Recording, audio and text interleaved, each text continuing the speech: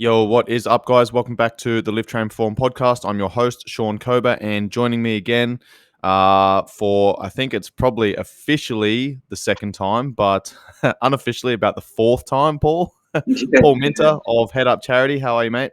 I'm doing well, thanks, Coach. Yeah, really well. Yeah, good, mate. Now, for the listeners, Paul is the founder of Head Up Charity, who is running 5,000 miles around the UK, and he's currently 2 months, just over 2 months in. How many kilometers have you covered now, mate? Oh, I don't work in kilometres. I'll do miles. Kilometres will sound better, but I Of don't know. course, yeah. I'm about 1,500 miles in. 1,500 miles already. How's the body feeling? Body overall, it's good. I think I've got like niggles and pains, hips. I wear a 10 kilogram bag with a 4 foot flag flying as well. So with the wind, it can cause a lot of drag. So Mm. my hips taking a bit of a battering. My knees are, but like I think I said to you before, only to be expected. I can't be doing this crazy sort of mileage every day and not expect to have it. But no real pains. Nothing that's causing any real problems. Yeah, and I mean the cause is so prominent in your mind, and I'm sure that is enough to get you over the line every single day.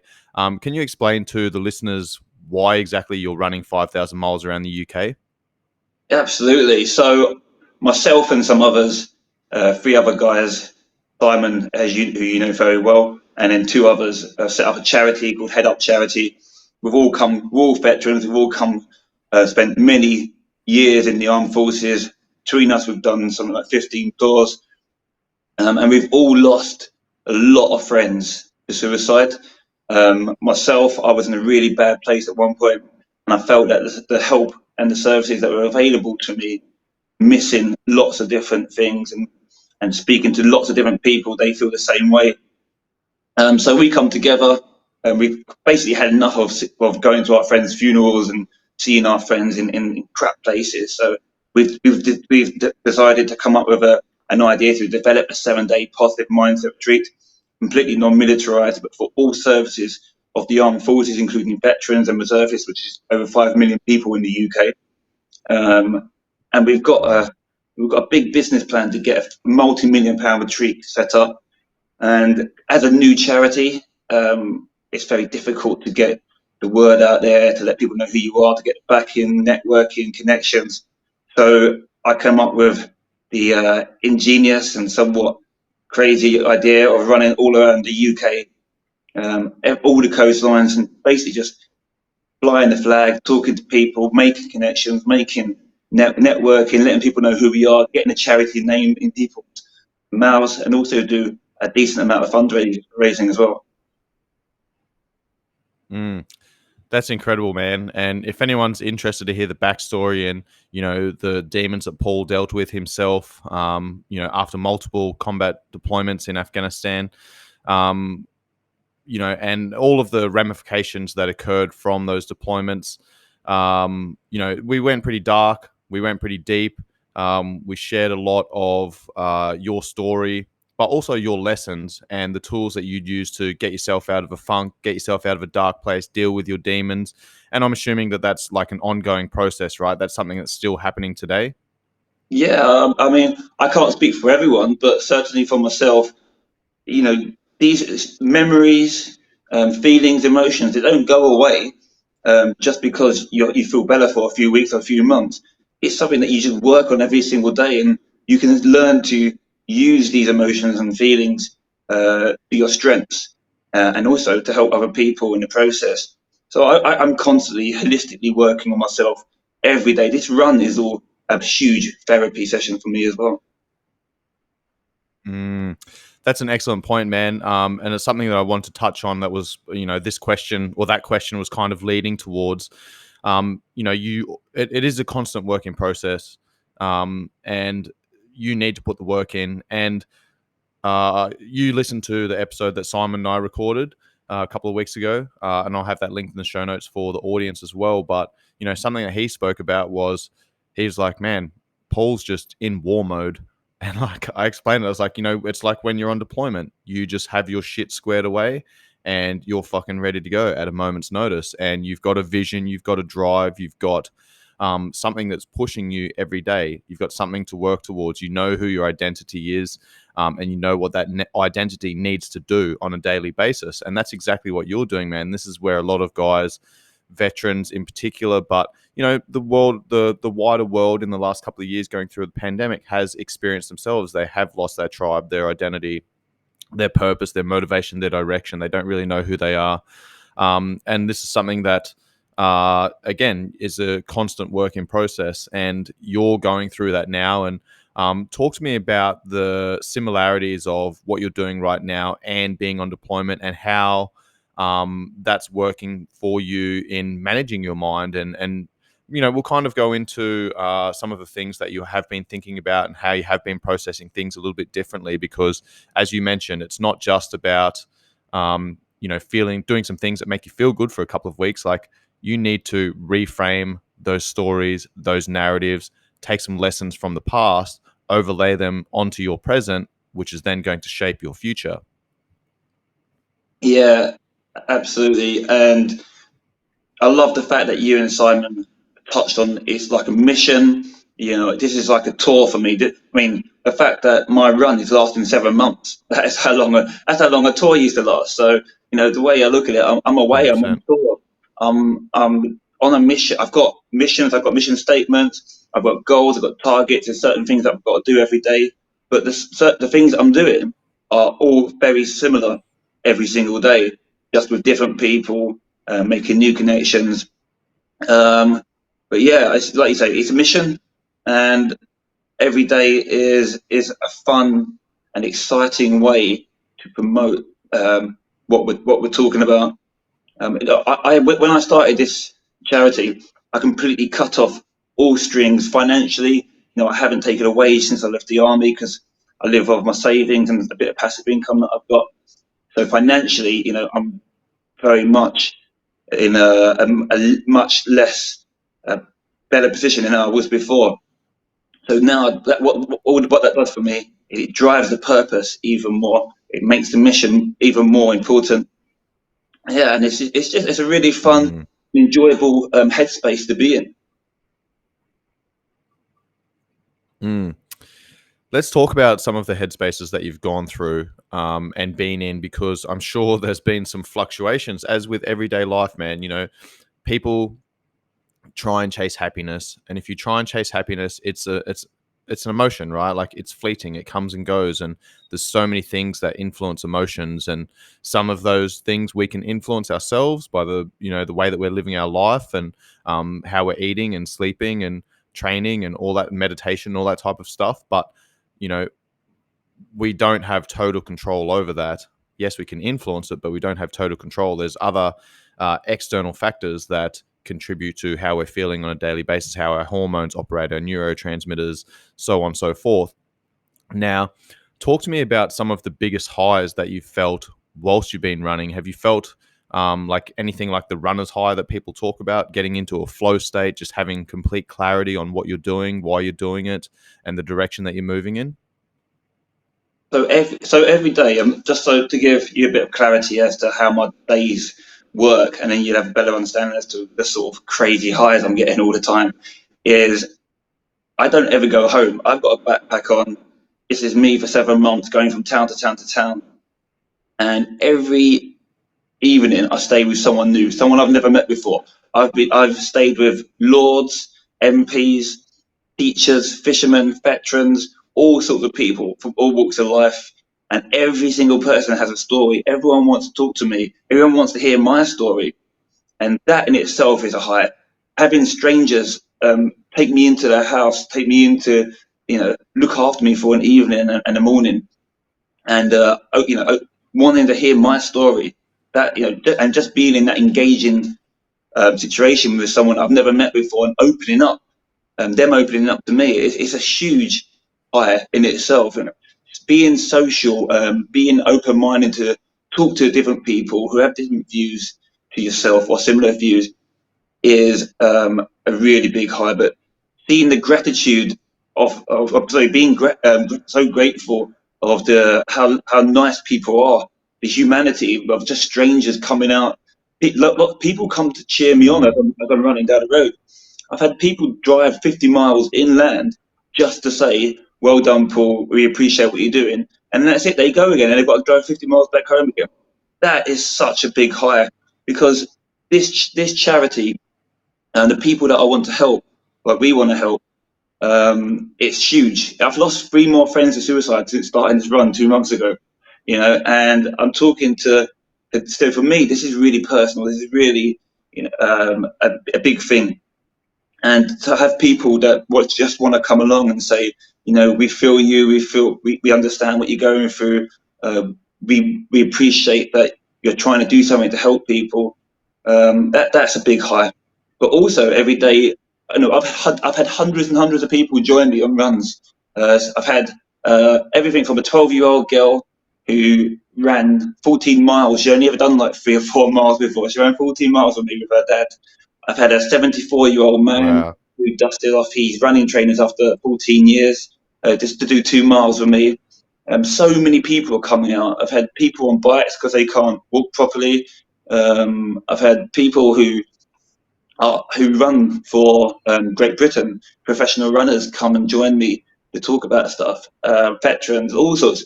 So that is the biggest high. Every single day I wake up thinking, who am I going to meet? What stories am I going to share? And I'm never disappointed. So the high, it's just a constant high throughout the whole day, and just seeing the humanity, the niceness of people is the biggest high that you can get. That's incredible, man. Like I was getting emotional just listening to that. Like I've got a few tears in my eyes now, man. Like it's really inspirational, bro. I've got to say. Um, Something that came up for me then is, a lot of veterans, when they are going through a tough time, they do isolate themselves and they do put themselves in a position where they're not seeing people and they don't like going out into the public and meeting new people and being around new people and crowds and things like that. Did you ever go through anything like that? And if so, has this, the last couple of months going through this process, meeting new people, has that helped ease, any apprehension about being around new people, being in new environments, etc.? Yeah, I mean, we touched on it before, so I'm not going to go into it too deeply. But I suffered really bad with paranoia, really badly, to the point that all sorts of bad things were happening in my life. And then that paranoia then turns to anxiety and depression. And you just don't want to go outside no more. You don't want to get in these situations or have your mind in them sort of situations. And yeah, people have all different reasons why they get into that sort of state. But for me, it was a very slow burn, and I ended up being very recluse. I didn't talk to people much. If I was going to the gym, I'd put my headphones in, I'd be by myself. I wouldn't say hello to anyone. Walking down the street, head down, because I don't want thoughts coming into my mind. And then I ended up spending months and months and months in my room on my own, not talking to anyone. So that had a real long lasting effect on my head. And so when I decided to change my life around and get better, the first thing I did was put self worth back into me. So I've done a whole bunch of crazy challenges, but that was about 12 to 14 months worth of me just getting myself back out there. But I still wasn't talking to people.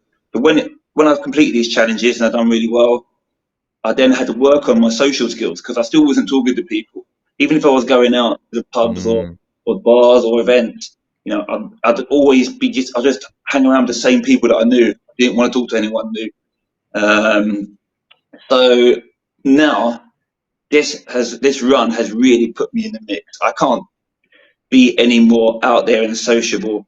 And you know what? In our heads, sometimes we play stories. Oh, this person isn't quite like me. They're going to think this, or they're going to be like that, or they're not going to understand me. And we let it get to us. But actually, when you just open up with someone in any form, or just say hello, or just ask them how they're doing, you'd be so surprised at how the sort of feedback you get. And we make, like I say, we make so many stories up in our heads, and they're just stories. That's all they are. You just got to talk to people, find out about them, and you'd be very surprised at how non-judgmental people actually are. Mm. Interesting what you just said then, and it's something that I've my brain's just ticking at the moment. Like when you decided to run 5,000 miles around the UK to raise awareness, raise funds, draw attention to Head Up Charity, what you guys were doing in the mental health space in the UK, wanting to build this retreat to give veterans and give people that were kind of struggling, not necessarily struggling. Some people may be struggling. Some people, a little bit more proactive, give them these tools to be able to, educate them at this resort so then they can take back to their life, implement, teach their network, teach their friends, teach their mates, etc.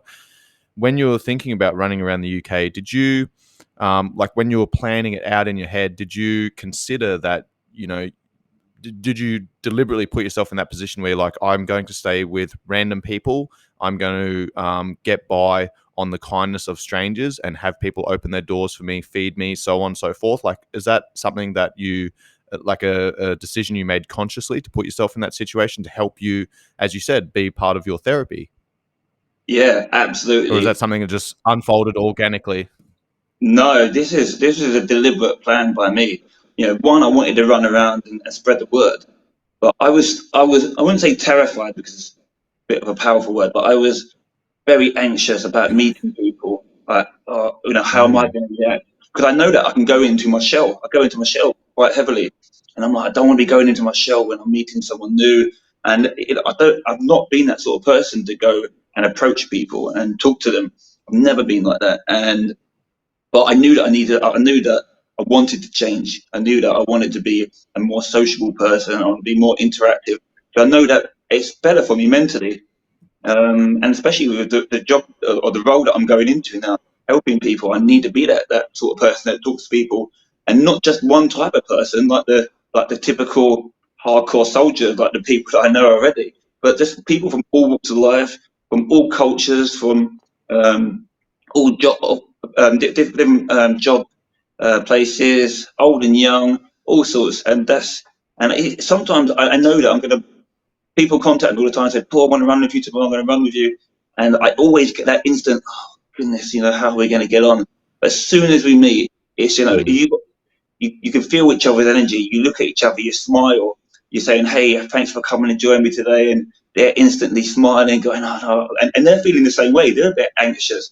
But 2 minutes into the conversation, Mm-hmm. or by the end of the run, we're hugging each other and then we're like, oh, let's stay in touch. We feel that connection, that bond is so strong. But before that, I'm all like fluttering and going, oh my goodness, what's going to happen here? But the more you do it, the more you get used to it, and it's yeah. Dude, that right there, everything you just said then is like you're conditioning yourself, right? You made a conscious decision that, you have had some maybe social anxiety, haven't been comfortable in group environments, etc. But you kind of forced yourself. You made that conscious decision that this is going to be part of the process, of running around the UK raising awareness.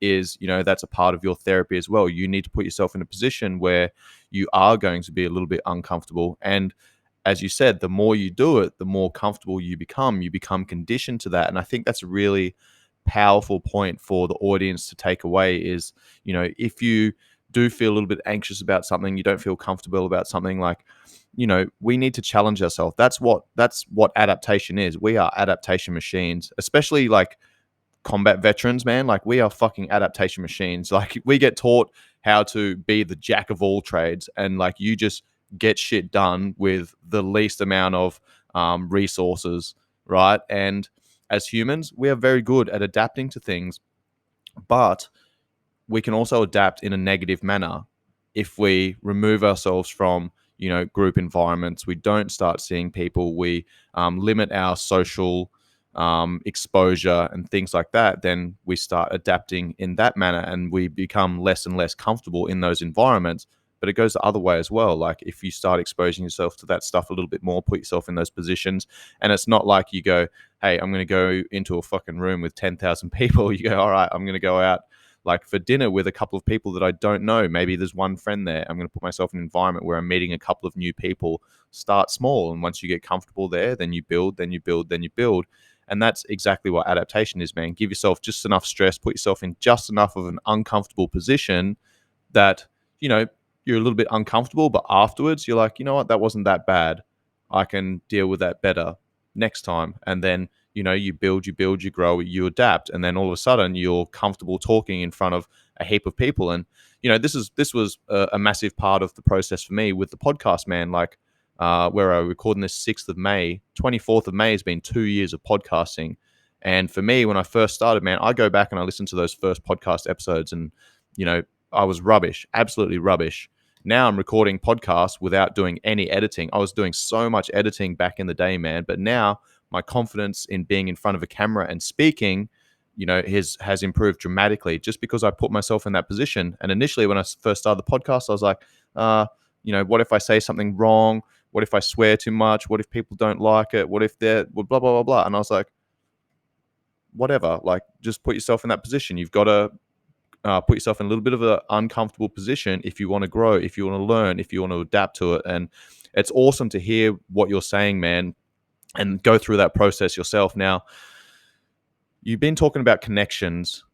And again, this is very important, especially as a lot of veterans, when they do transition out of the military, they do lose their tribe, and that is a very important part of making good social connections. And when we lose those social connections, again, it makes it easier to then start, becoming a little bit of a recluse and isolating yourself, not talking to people, so on and so forth. So, can you talk to me about some of the most memorable connections that you've made and conversations that you've had with people, basically strangers that you're meeting on this journey, and you might meet them for one day and then, you're off the next day? Like, talk to me about some of the most memorable conversations that you've had Yeah, and how that's affected you. I really appreciate that question, because it just makes me so happy when I think there's so many different um, uh, things that have happened so far, so many different connections, so many different people, and some huge things that have happened. If I go back to fairly early on in my run, only a few weeks in, one guy put me up. He's an ex-Navy, and he's been out the Navy for 15 years, and he wasn't in the best shape. He wasn't completely unfit, but he'd moved to a new area. I didn't know anyone. Kind of had a few issues in his head, as a lot of people do, but he hadn't spoken to anyone about it for 15 years. Anyway, he met me. I had another guy running with me, staying with me for a week, very similar to myself. And when we first met him, he came and joined us. We stayed at his house with his wife and his newborn baby. And he instantly got a connection from us. And we were just so open and talking about stuff, and very positive in our ways, talking about different ways that what we do to strengthen our mindset every day. And you could just see the spark in his eyes. He was just like, "Oh my goodness, this is something I've had in my head, but just it's just been going around my head. I didn't realize other people even thought it." And then we told about some of the problems that we've had, and he's like, "Yeah, I've had those problems too." And you could just see the elation coming out of him. So the next day, he decided to join the run. He was like, "You know what? I don't want you guys to disappear from my life just yet." So he told work he's not coming in that day. I think he pulled a sickie or something. And then he came running with us. But just so happened, on that day, another guy, an ex-paratrooper, came and joined us. And he'd been out for 10 years, and exactly the same position. He'd been very recluse in the last few years. He hadn't spoken to anyone about his feelings and emotions. He'd become a very spiritual person, but because of the people around him, they saw that all that as wish-washy, and he couldn't open up. And we were, between the four of us, we were just talking about sort of spiritual sort of feelings, how we all felt it. And the two guys that joined us, the paratrooper and the Navy guy, they were just, you could see them in their faces. They were just so elated that someone else had the feelings, and it wasn't just them, and they're able to talk to each other or talk to different people about it. And then the best thing that came out of that is those two people who had lived maybe a mile away from each other for 10 years, didn't know about each other, struggling with the same things. They're now best friends, and they go running almost every single day with each other. They're able to talk to each other.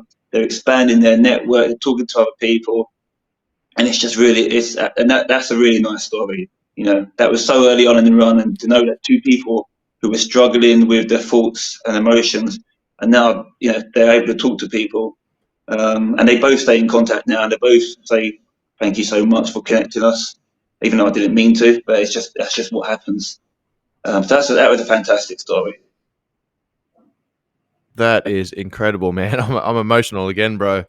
Um, what that brings up for me is like, how important it is to have the right people around you that are on the same wavelength because, as you said, man, like a lot of people experience the same thing, but they think they're alone.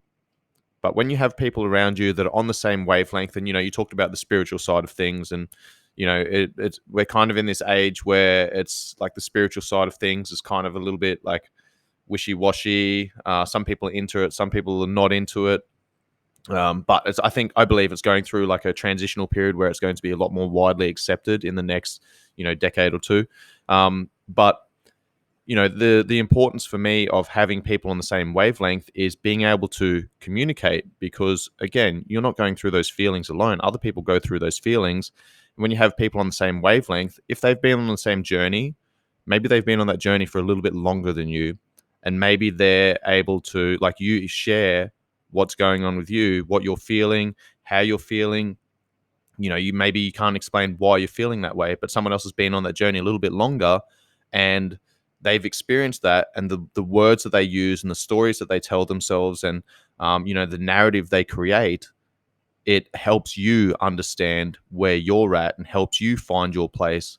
And that's the importance of having a good network and of people that are on the same wavelength as you, is that you get to have this communication. And I think we've spoken about this before, like when you talk about things, like that's how you help organize your thoughts. When you write things down, when you speak, you get an opportunity to organize your thoughts. Like you have so many 60,000-70,000 thoughts go through your brain every single day. And if you don't have a way to organize that, then it just becomes a jumble, it becomes a mess. Mm. Yeah, you got to. It's talking to people is a way of journaling, isn't it? It's a way of getting everything out there. Even if you think even if you think later on, oh, half of what I said was rubbish, doesn't matter. Like journaling, half of that, like I've listened to you talking before. I think you call it like brain dumping. Just get it all out on the paper, get it Hmm. out there. But you can do that through talking as well. And when you're running or walking or doing some sort of physical activity, when all your systems are stimulated, there's no better way than no better time to talk to someone. Yeah, absolutely, man. Mate, that's a really cool story. I want to go the other side now. About you know, you've felt these amazing highs, but this is life, man. The higher the highs, the higher the peaks, the lower the troughs, right? Like it's very difficult to live in this happy medium. So I'm sure there's been times where you have gone to a dark place mentally, and maybe something's hurting first thing in the morning. You've just got a little niggle, and then that's that one thing that's just, I'm sure there's been times where it's been like a lonely trail where you don't see anyone for a long period of time, hours at a time, miles at a time, right? Where those little niggles just kind of get amplified. Maybe the weather's a little bit shitty. Maybe whatever, you didn't get a good night's sleep, or you're left a little bit late, or whatever those external circumstances are. Like, those things, again, they're going to influence your mindset, your attitude, how you're feeling, your thoughts, your emotions. So, has there been times where you have kind of gone down the other way and you are experiencing some of those troughs mentally and physically?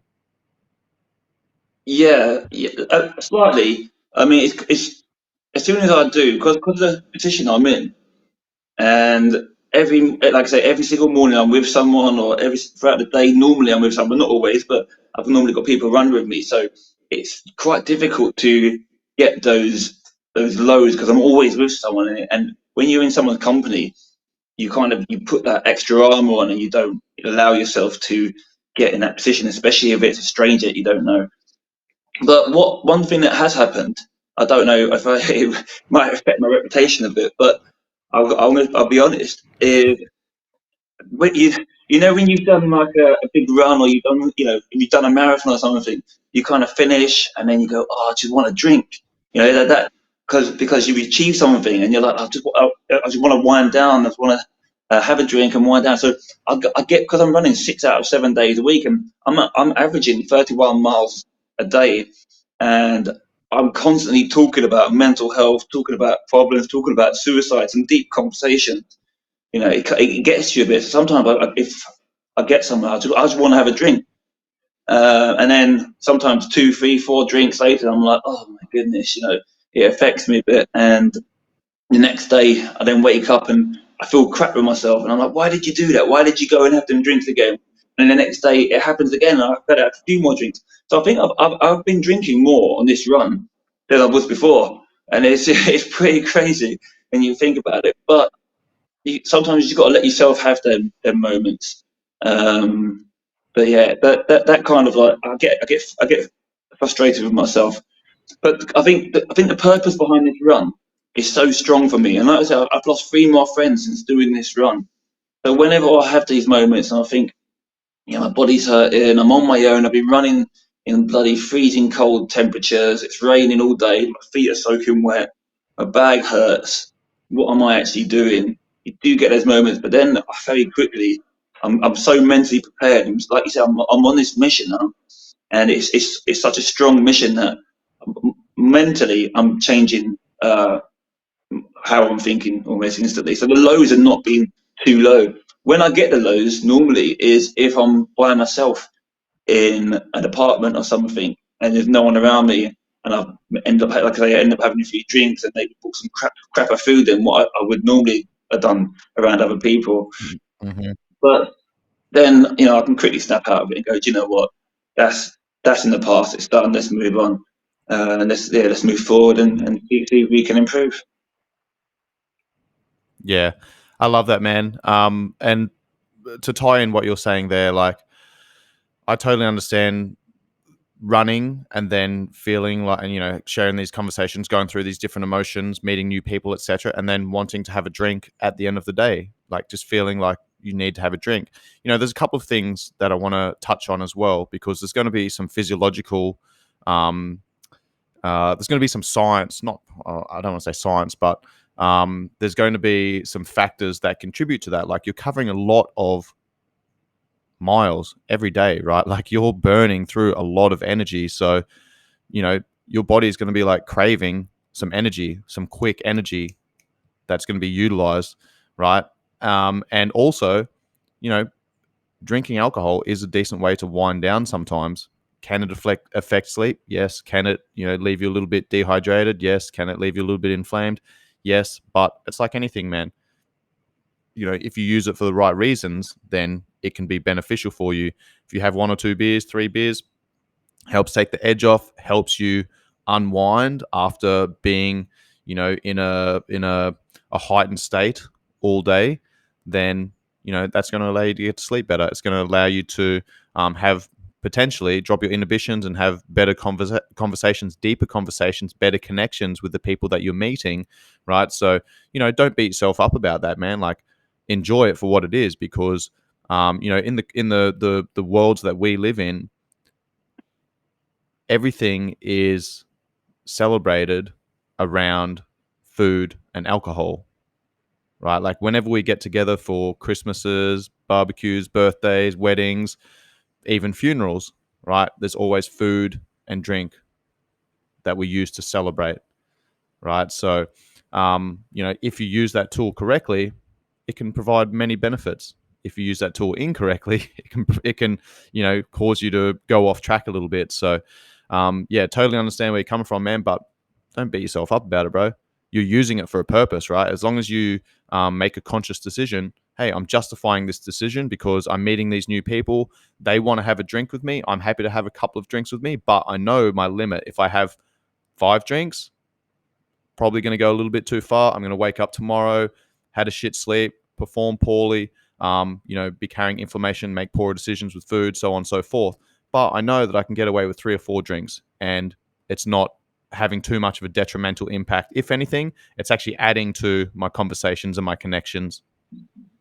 Yeah, no, I like that. I like that, and that certainly is what I've been telling myself. So, I know that, but it's when I don't have a drink, like and I'm doing this fitness. As I'm sure my level of fitness and mind state is so strong. It's so powerful. It's like I'm on another level, and then Mm-hmm. it's like it's so strong that I think that's probably why I then sometimes have a drink to try and bring myself back down again, because I'm floating up. I'm way up higher. But then when I have a drink, I come down a bit. And I think that's sometimes why I get annoyed. I'm like, well, you were so high up there, but maybe there's a reason for it, you know. And it's not like it hasn't affected. I'm still running 30 plus miles every day. I'm still meeting people, still making connections. But like you say, it's not necessarily a bad thing. I think I was trying to find any sort of low points because this journey has been such a high time. But I think the low point is really going to come at the end. To be fair, I'm not going to lie. I think this flying high for so long, for 7 months, and I'm sure at the end it's going to be pretty strong for another few more weeks, especially when it comes to media and everything. And there's going to be a dip, so I'm trying to psychologically prepare myself for that somehow. Brilliant, man. That was actually going to lead into my next question. Because it's the same as you mentioned earlier, coming back from deployment, like you're overseas, you're on fucking high alert all the time, and then all of a sudden, like you're back in your hometown, and like nobody around you knows what you've gone through, what you've seen, and it goes both ways, of course, but it's kind of like, all right, that's done, and it's like you've got nothing to work towards. And it happens all the time with athletes, man. People that compete at the highest level, they win a fucking gold medal at the Olympics, and then they retire, and they're like, what now? That's when the wheels start falling off, right? What are some of the tools that you're using, or what are some of the thoughts that have come into your mind to kind of help you deal with that? I mean, the first thing is being aware. I love the fact that you said that's probably going to be the biggest low point. And when you're aware of something, you can prepare for it. If you're unaware of it, you can't prepare, right? And the point is, like, you fucking know what's going to happen. You've just got to ride it out, man. You've got to use your tools and figure out what's going to work best for you. We just recently had Anzac Day in Australia. So it's where it's a day of reminiscing for when the Anzac Australian New Zealand Army Corps landed in Gallipoli in World War One, and that was the first conflict that Australia was involved with as a young nation, and the Anzac spirit is something that's been built upon, and Australians are proud of, and every Anzac Day is a tradition with my military mates where we get together in a different city every year. And we put aside our own lives and we spend a couple of days together and reminisce, have a couple of beers, throw some banter, just catch up on all the good times, the bad times, and get the families involved. And we want to see them. We want to see the families, the wives, the girlfriends, the kids, etc. We want them to see how important it is to see our mates, so that we can continue this tradition. And there's been times in the past, man, where I'll go back to Australia. I haven't been back to Australia for 3 years for it, but I'll go back to Australia and have the fucking time of my life. But then I get back to Thailand and I just feel a little bit empty, and I feel a little bit lost, and I feel a little bit depressed because I've just caught up with some of the most important people and some of my most loved family members and friends, that I haven't seen for years. I've just caught up with so many of them in such a short period of time. It's just this like overwhelming emotion. And then, I get back to Thailand, and don't get me wrong, I fucking love my life here, but, I don't have the same connections that I do when I go back for Anzac Day. And I remember a couple of years ago, I was talking to one of my mates. Maybe you know him, Tristan from Blind Tiger Yoga. He's not running Blind Tiger anymore. He's been a guest on the podcast. Really, really good dude. One of my best mates, man. And I remember a couple of years ago, I was like, hey, man, we're going to Brisbane for Anzac Day. You're going to come up this year? And he goes, you know what?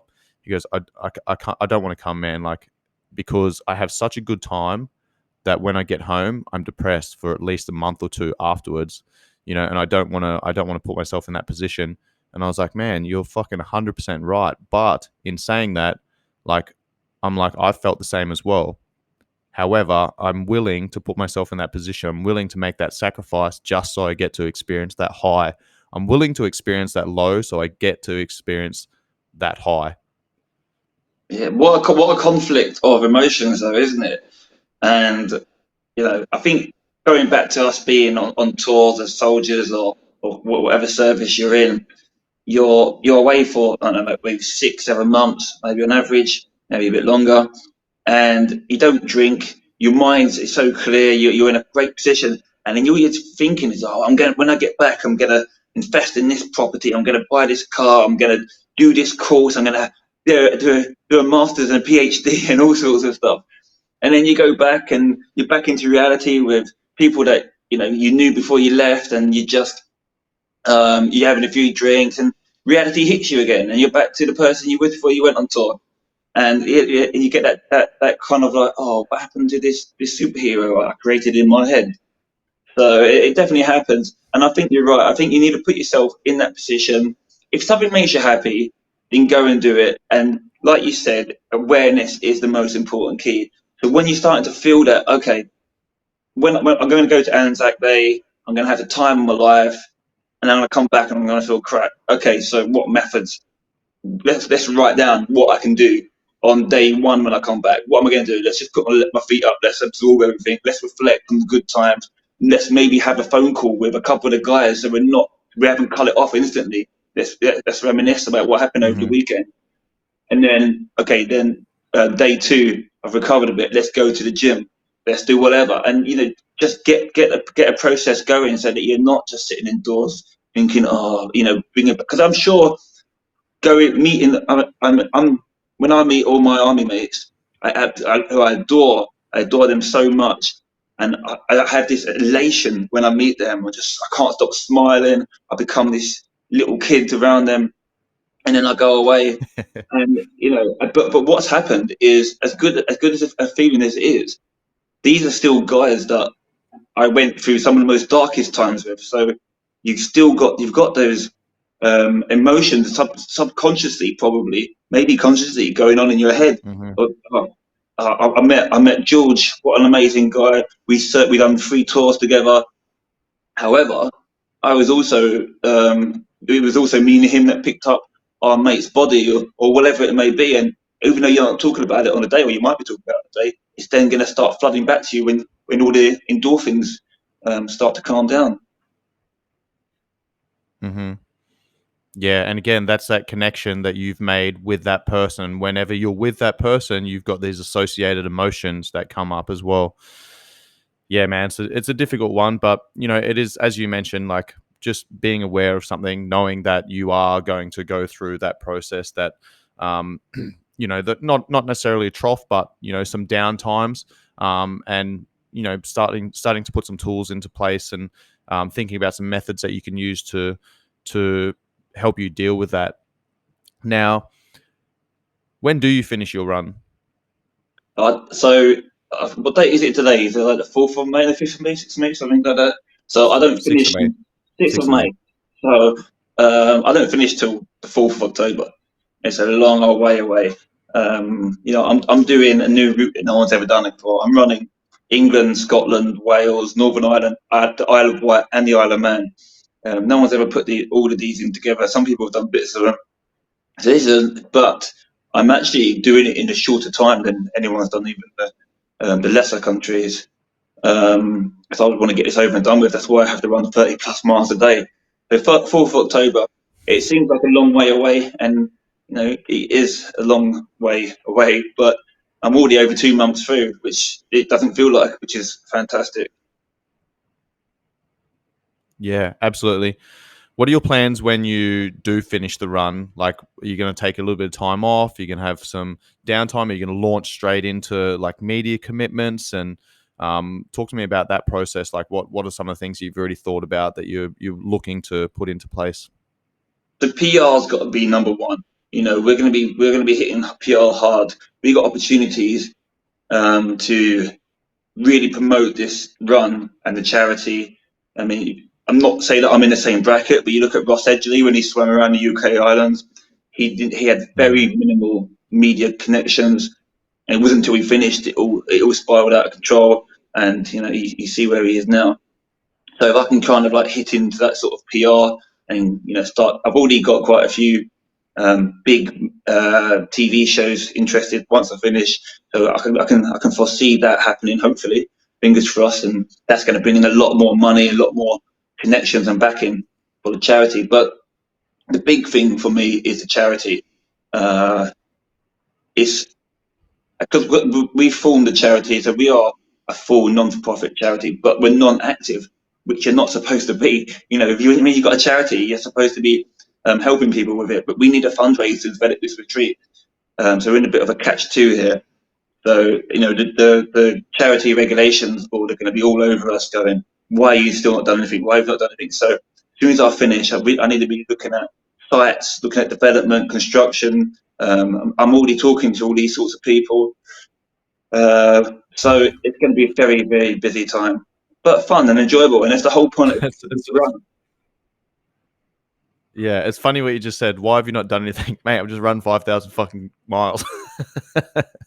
Yeah, yeah, true. But they don't look at that. They want to see how many numbers of people you've helped. And I'm like, well, I can't give you numbers of, you know, I have helped people. I've helped people on the run, but they won't see that as the charity itself. But it's fine. It's fine because we'll slog it because through. because they don't see numbers, man. They don't see numbers going somewhere. They don't see money being donated. Like that's a brilliant point, man. Like, and that was a question that I was going to ask you as well, because obviously a lot of people have helped you going through this run, and have played a part in your therapy in quotation marks, right? But I guarantee that you've helped a lot of fucking people as well. I mentioned you mentioned that story about those two guys that you connected that are now fucking best buddies that are bouncing off each other, man. Like, that's incredible, mate. Like, have you had people reach out to you and say, like, you really sparked something in me that helped me change? Or has anyone shared any stories with you? And just talk to me about, like, how, or some of the feedback that's come back from people that you may have helped on this journey. Uh, it's lots of people come back to me. When I say lots, I couldn't put a number on it, but it's probably in the hundreds of people so far have said to me, Paul, listening to your story, running with you, talking with you, seeing what you're doing for people. Thank you so much. You've inspired me, you've helped me, you've changed me. But me and Simon, one of the other co-founder, we're constantly in talk to people. So I'll give you one example. Is up in Scotland, I stayed with an officer from an infantry battalion who had a really bad time in Afghanistan. He was in charge of a group of guys, lost a lot, blamed himself a lot, and he has done for a long time. He's been all over the place for quite a while, even with his family. And he really wanted to connect with me. He came running with me, came cycling, he put me up at his. We had some really deep conversations, and he's been a big advocate. He's been screaming and shouting, telling everyone, head up charity is such a great thing. Paul has helped change my life. Simon's been on the phone with him. He's putting him in touch with certain other people. And I've got a talk. He works for a very big energy company, and he told them what I was doing and how I've helped him. We're actually trying to. He's been on medication for the last 10 years. He really wants to come off it, and he hasn't been able to. So we're actually putting him through a process now, where he can get himself in such a good mindset that he should hopefully be in a good place to come off his medication. So we're working with him on that, and he's so grateful that he spoke to his company. They've now sponsored the run, and then look, I've got a call with them after this, where I'm talking to hundreds of their veterans community, and they're looking to make some large donations for the charity, but also be connected with Head Up in the future, where they can send their veterans and also help financially keep us running. So that's been fantastic, and there's been lots and lots of occasions, and that's what keeps me on the high. So many people just saying, messaging me saying, Paul, that run was fantastic. Your conversation, your energy, your enthusiasm, your willingness to put yourself out there, to help people it's feeding my ego, but I'm trying not to let it, because it's a nice thing, and I've got to do that, but I don't like to be that person in the spotlight. I don't want everyone going, oh, look at this guy, look how amazing he is. It makes me feel really cringy and awkward. So, but there is lots of people coming forward and saying thank you, and you really helped me.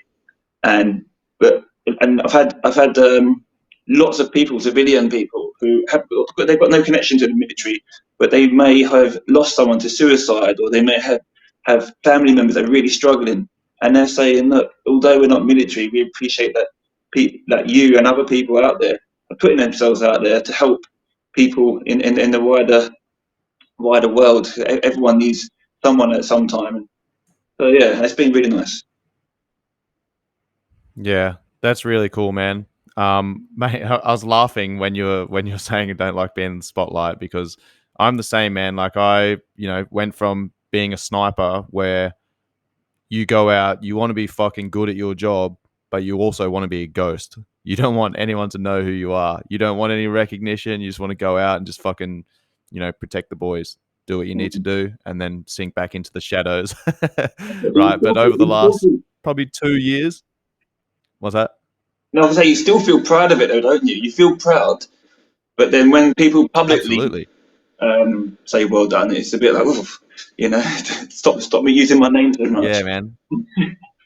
Dude, it's going to be an interesting. I mean, this is probably a good conversation for us to have as well because over the last couple of years, my kind of profile on social media has built quite rapidly. I'd say probably over the last 9 months or so, last year, and obviously with the journey that I've been on with going to Russia with Peter Yan and da da da. Like, when Peter Yan won his bantamweight, the interim bantamweight title, and we were leaving the octagon in Abu Dhabi, man, like all the crowds going crazy, they're reaching over, like high fiving and shit. And dude, like I just heard one person yell out, "Cobes, Cobes," and like I went over and high fived him. Didn't know who the fuck it was. People were recognizing me in the airport, stopping me for photographs and things like that. I was in India, man, filming India's Ultimate Warrior with Discovery Channel.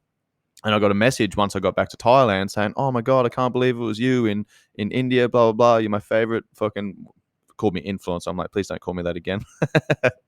And then like I got back to Thailand and I was sitting in a restaurant, man, and I saw this dude like kept looking at me from across the cafe where I was doing some work, and I was like, oh man, I wonder if this dude's like gonna come and start on me or something.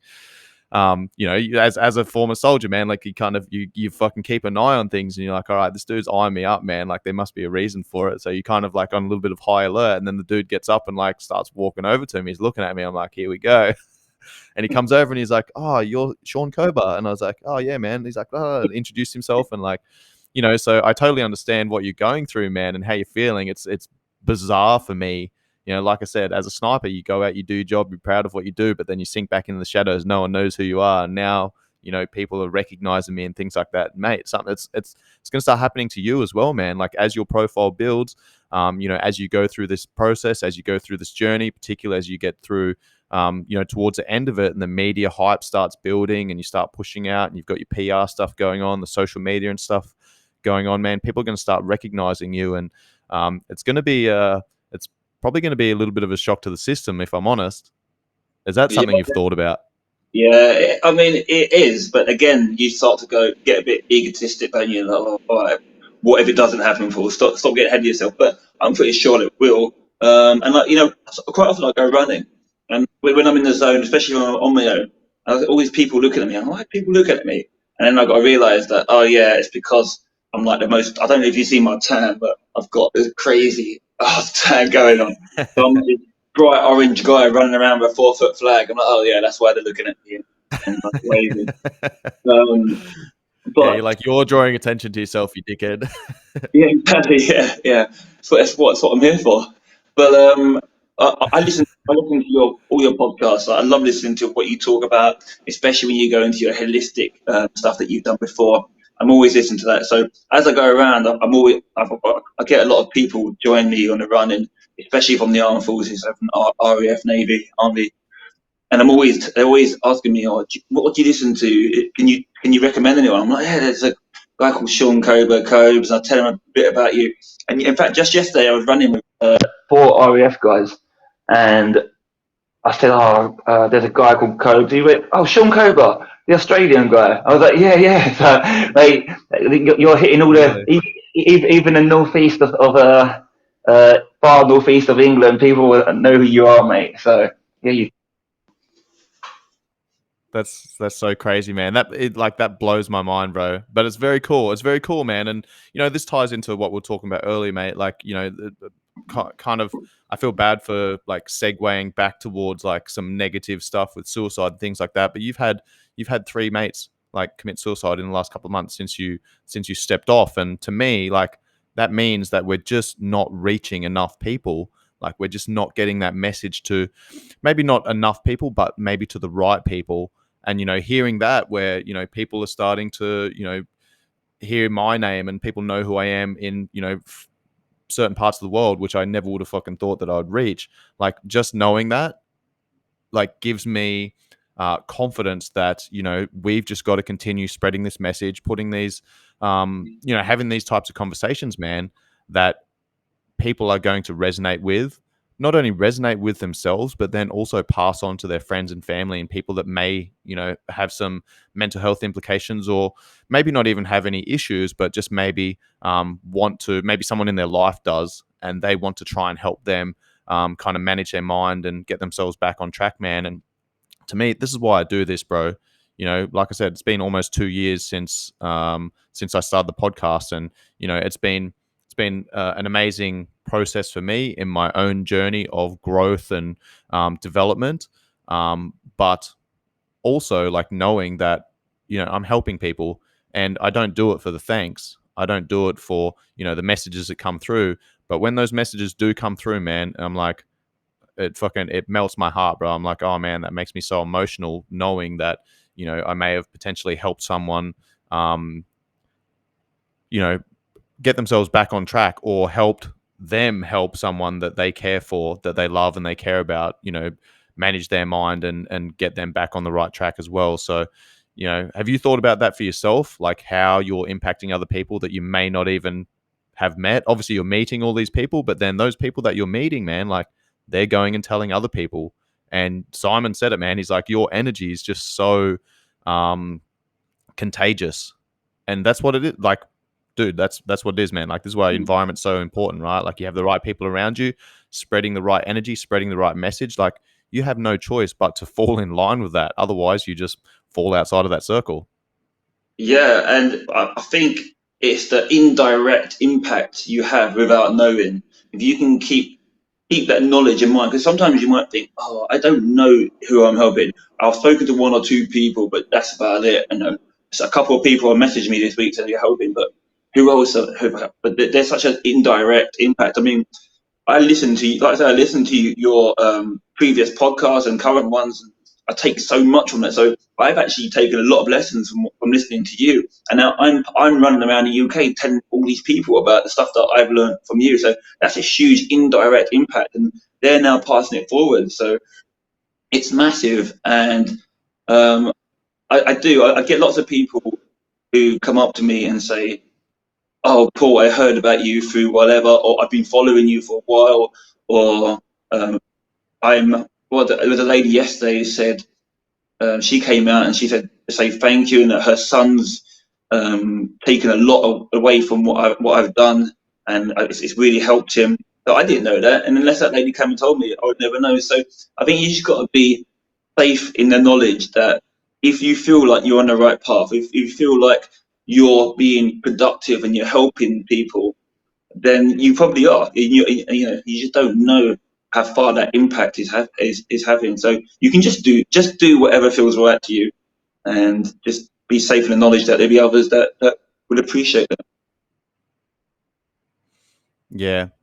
Yeah, first of all, mate, I appreciate you saying those very, very kind words, man. And it's the same for me. Like anytime I had a conversation with the Swiss Eight boys yesterday, Adrian and Mex. That episode's going to be live coming Monday, and then this episode's going to drop the week after. And I always love people speaking to people on the same wavelength. Like that conversation with Simon as well. Like that dude, that conversation just flowed, man, and we just went back and forth, bounced ideas. And for me, like I learned just as much from you guys, man. And I've done a lot of study in terms of like psychology and NLP and behavioral change and cognitive behavioral therapy and da da da da. And like it's all well and good knowing this information from a textbook, but then when you start having conversations with people, like I've said, man, I help speaking, writing helps me organize my thoughts, and it's the same for most people. So there's times where I speak to you and you say blah blah blah, and I'm like, boom, that like it rings a bell in my head, and I'm like, I've heard this before. Where have I heard this before? And it helps me kind of put together some of the textbook knowledge, and then you know gives some like real life application, and I can see the crossover there, and I'm like, all right, cool. Like that helps me understand what you're going through, and then I think of something in my life that helps, or kind of relates to that. And once you can find something that you relate to, it's easier, or it's easier to then be able to explain that to other people to be able to help them. So yeah, I really appreciate that, man. And like I said, I learn just as much from my guests as they learn from me, and hopefully these conversations are helping people, and getting out there and spreading the right message, and um, helping people manage their minds, and put some little take some tools and techniques and takeaways and actionable steps from these episodes. Did you listen to you obviously listened to the episode with Sai and I? Hmm. Yeah, fantastic. I mean, I really like listening to you. I said it before. I'm not going to say it anymore because you're probably starting to get that Yeah, cringy please stop, mate. Yeah, please but stop, right? but I love listening to Sai. Like he's just such a funny. He's got one of those. I don't know. It's something about his voice. You hear it and you just feel, I don't know, a bit secure and warm, and you hear him. So, and he's got a great way of talking. But then listening to the two of you, I remember being on a run and I listened to your talk, and I was up in Scotland on this cliff edges, so it was quite a difficult run, and it was pouring down with rain, and I was like, oh, this is going to be one of these days, isn't it?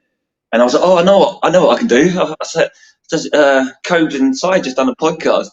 So I put the podcast on, and I was just smiling and laughing out loud all the way through my run. It was just a fantastic conversation. Very good. Oh man, that's really cool, dude. You've made me emotional numerous times in this conversation. I got tears in my eyes again. Mate, this has been an incredible conversation. I know it's your rest day, so I'm going to let you go so you can go and stretch up and look after the body, and look after the mind, talk to some people, make those connections, man. But mate, I'm absolutely inspired with what you're doing. I love seeing the stories every morning of you getting up and spreading your message, and then off you go. And yeah, I'll really be looking forward to seeing that story unfold, not just through the next few months, but also the next couple of years. And it's definitely something that I want to be involved with. Being an ambassador for Swiss 8, pretty much doing something similar in Australia in a different model. I'm looking forward to working together with Head Up and building like a really good brand, a really good model that is going to help people, get themselves in a good mindset, continue improving, continue growing, developing, and just help people be better at life, man. I love it. I'm looking forward to the collaboration moving forward. It's going to be such a great journey. We're already in it, and it's come from nothing. I mean, we've we had no idea what was going to happen, how we were going to achieve it, but it was just about putting yourself in that position, being consistent, being persistent, and just seeing what unfolds. And we wanted to raise £3 million, or we do want to raise £3 million for this retreat, and there's different avenues you can get that money from. But we only started fundraising since September, and we're already over £350,000. That's how much people want this retreat to happen. It's just it's going to happen now. We've already got the money in the bank, and enough money to get the first bit of development going. And we're not even a year in yet. So retreat's going to happen, and we love the fact that what Swiss 8 do. I'm so happy that we're connected and that we're going to help each other. And I just think it's the development of everything is just going to blow out. It's going to go way beyond what we can even imagine or comprehend right now. So exciting times to come. Yeah, I agree, mate. You're a very inspiring guy, Paul. I love having a chat with you, mate. Love your energy. I love your positivity, man. I love everything that you're doing right now. And like I said, I'm really looking forward to being a part of the journey moving forward. So much appreciated, man. I'll have all of your links in the show notes. If there's anything else that you want to send me through to have in the show notes, if people want to donate, they want to get in contact, send that through to me so I can put them in. But yeah, love your work, brother. Thanks a lot, Cobes. Thanks for having me on, mate. Appreciate your time, mate. All the best. We'll catch up again soon. Cheers.